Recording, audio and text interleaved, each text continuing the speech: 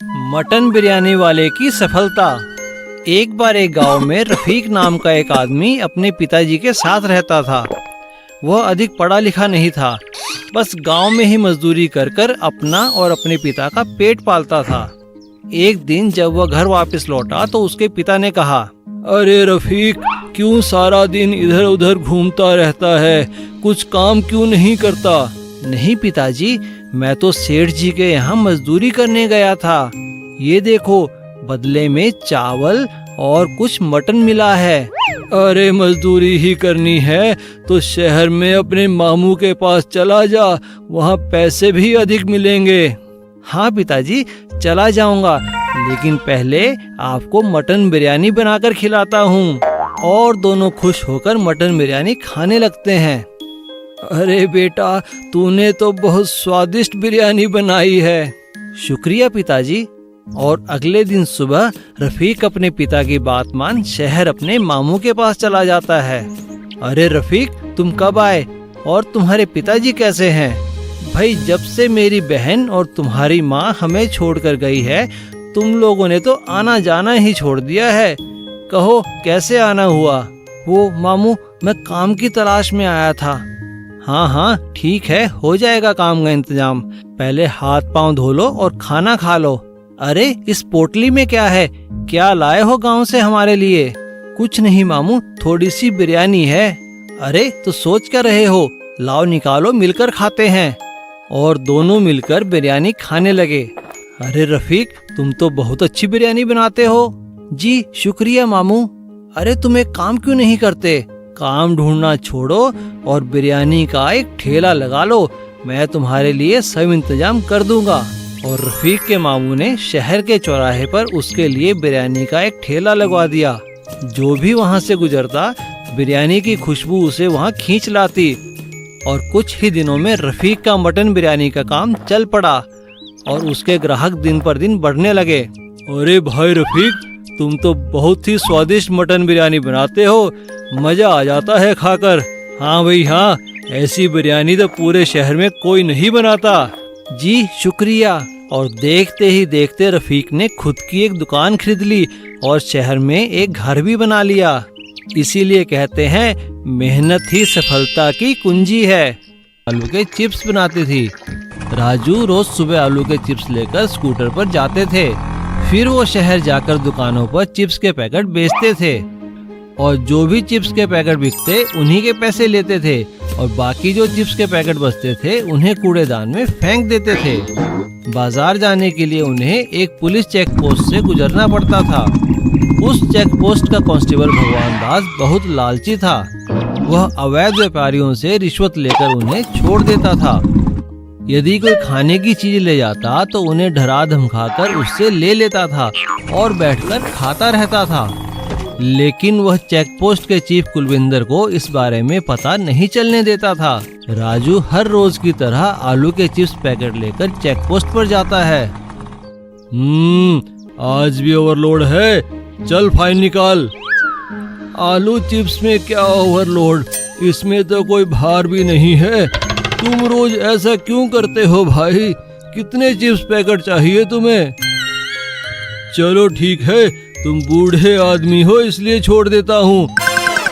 इतना बोलने के बाद भी वह 4-5 आलू चिप्स के पैकेट उड़ा लेता है। राजू और सावित्री का एक बेटा था पिंटू।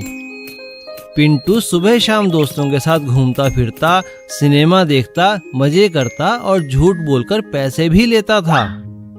एक दिन राजू बहुत बीमार हो गया। बेटा, अब तुम्हें अपने दोस्तों के साथ घूमना फिरना बंद करना होगा। अब से तुम्हें ही दुकानों पर चिप्स बेचने पड़ेंगे। अगर ढंग से काम नहीं किया तो खाने को रोटी भी नहीं मिलेगी। यह सुनकर पिंटू डर गया और उसने अपनी माँ की बात मान ली। फिर दूसरे ही दिन से पिंटू काम में लग गया और शहर जाकर आलू चिप्स बेचने लगा। लगता है बचे हुए चिप्स के पैकेट के पैसे नहीं मिलते, पर माँ तो पूरा हिसाब मांगती है। बचे हुए चिप्स के पैकेट में बस स्टैंड पर बेचकर कुछ पैसे बना लेता हूँ। और पिंटू बस स्टैंड पर जाकर बस में बैठे लोगों को चिप्स के पैकेट बेच देता है और बस स्टैंड पर कमाए हुए पैसे खुद ही रख लेता है। बेटा, क्या तुझे खर्चे के लिए पैसा चाहिए?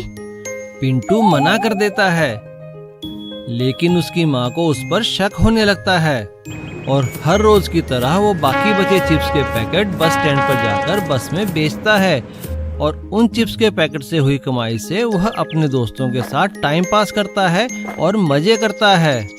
कुछ तो गड़बड़ है। ये पैसे कहाँ से आते हैं इसके पास? अपने दोस्तों के साथ बैठा रहता है जब देखो। इस तरह 15 दिन बीत गए और पिंटू और उसके दोस्त चिप्स के पैकेट इकट्ठे करने लगे ताकि वह उन्हें एक साथ बेचकर काफी पैसे इकट्ठे कमा सकें।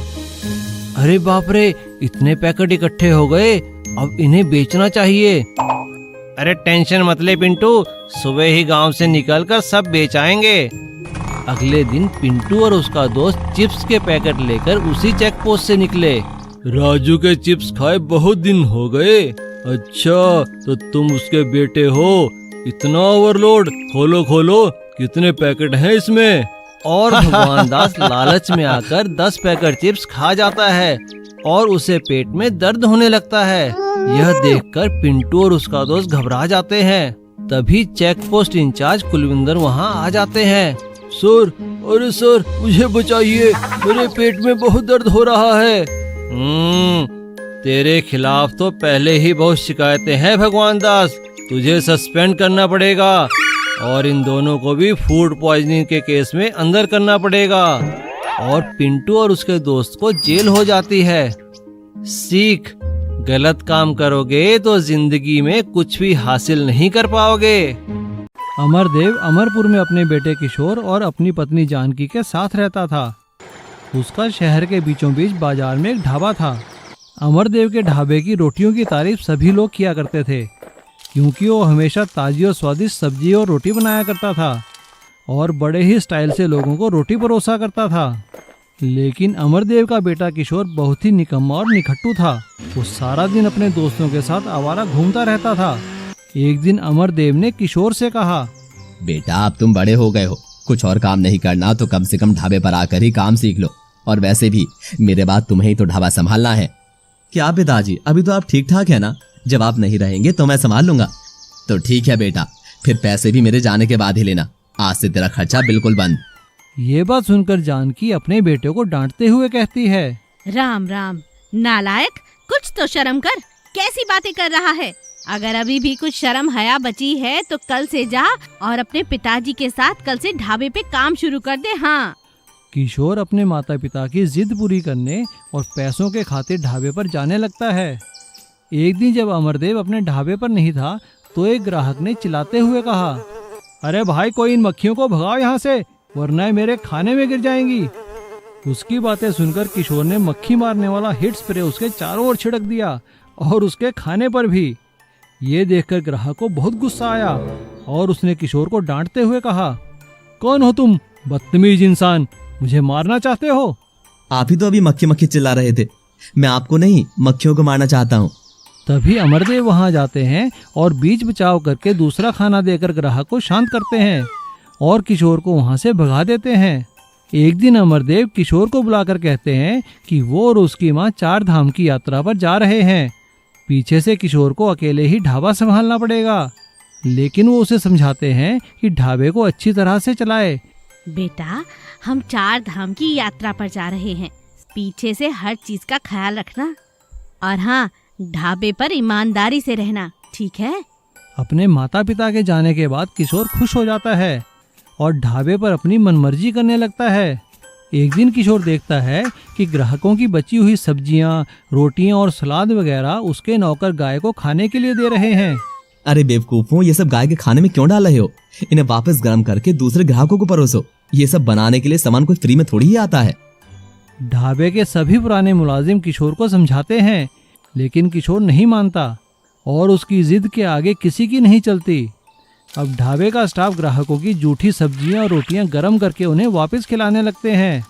लेकिन एक दिन एक ग्राहक किशोर को बासी रोटी और जूठी सब्जियां गर्म करके ग्राहकों को देते हुए देख लेता है।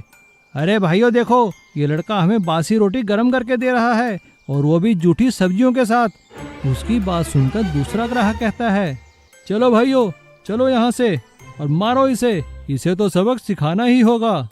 और वहाँ बैठे सभी ग्राहक किशोर की पिटाई करते हैं। सभी लोगों के जाने के बाद किशोर का नौकर उससे कहता है, मालिक, मैंने आपको मना किया था ना कि ज्यादा लालच में मत पड़ो और ऐसे झूठी सब्जी और रोटियां लोगों को मत परोसो। लोगों को अच्छा खाना ही खिलाओ। हमें सेठ जी ने भी यही सिखाया है। अब किशोर कान पकड़ के तौबा करता है कि वो कभी कोई गलत काम या शरारत नहीं करेगा और ईमानदारी से अपने पिता का ढाबा चलाएगा।